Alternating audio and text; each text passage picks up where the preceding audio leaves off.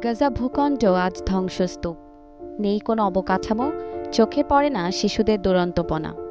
ফিলিস্তিনের গাজায় এতটাই ভয়াবহ আগ্রাসন চালিয়েছে দখলদার ইসরায়েল যে এখানে যেন আর কোনো কিছুরই অস্তিত্ব টিকে নেই। তবে শান্তি চুক্তির প্রথম ধাপের পর ফিলিস্তিনিদের জন্য নতুন আশার সঞ্চার হয়েছে, আর তাকে আরও বাস্তবে রূপ দিতে গাজা উপত্যকা আসতে পারে তুরস্কের মুসলিম বাহিনী।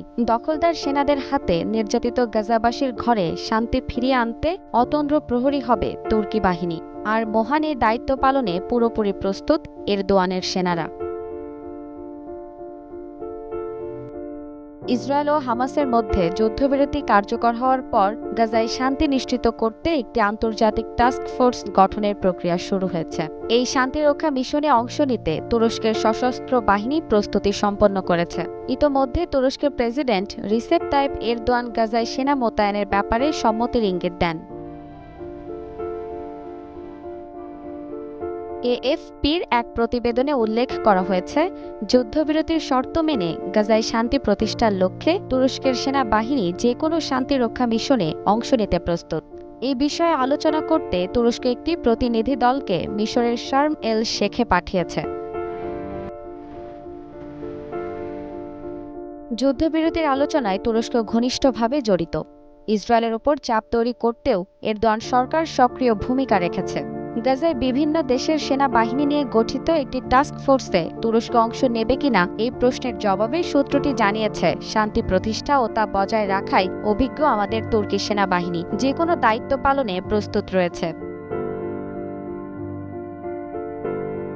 তুরস্কের প্রেসিডেন্ট রিসেপ তাইপ এরদোয়ান জানিয়েছে, যুদ্ধবিরতি চুক্তি বাস্তবায়নের নজরদারিতে তুরস্ক টাস্ক ফোর্সের অংশ হবে। তবে তিনি এ বিষয়ে আর কোনো বিস্তারিত তথ্য দেননি। পররাষ্ট্রমন্ত্রী হাকান ফিদান জানিয়েছে, যুক্তরাষ্ট্র, মিশর, তুরস্ক ও কাতারের সমন্বয়ে গঠিত একটি দল এই সম্মত বিষয়গুলো বাস্তবায়নে সহায়তা করবে এবং উভয় পক্ষের সঙ্গে আলোচনা চালিয়ে নিয়ে যাবে। ফিদান আরও জানান, এই দেশগুলো মধ্যস্থতাকারীর ভূমিকায় আছেন, তাই তারা চুক্তির প্রাসঙ্গিক ধারাগুলো বাস্তবায়ন ও তদারকি করবেন। এদিকে যুক্তরাষ্ট্র ইসরায়েলে ২০০ জন সেনা মোতায়েনের ঘোষণা দিয়েছে, তবে তারা ফিলিস্তিনি কোনো এলাকায় মোতায়েন বা অবস্থান করবে না। মার্কিন সামরিক বাহিনীর সেন্ট্রাল কমান্ড গাজায় একটি টাস্ক ফোর্স গঠন করবে, যা সিভিল মিলিটারি কোঅর্ডিনেশন সেন্টার সিএমসিসি নামে পরিচিত হবে। সিএমসিসির কাজ হবে গাজায় সহায়তার প্রবাহ সহজতর করা, যার মধ্যে রয়েছে নিরাপত্তার সহায়তা ও মানবিক কার্যক্রম। এছাড়া উদ্ভূত যে কোনো পরিস্থিতিতে আন্তর্জাতিক সম্প্রদায়ের সিদ্ধান্ত বাস্তবায়ন করবে এই টাস্ক ফোর্স।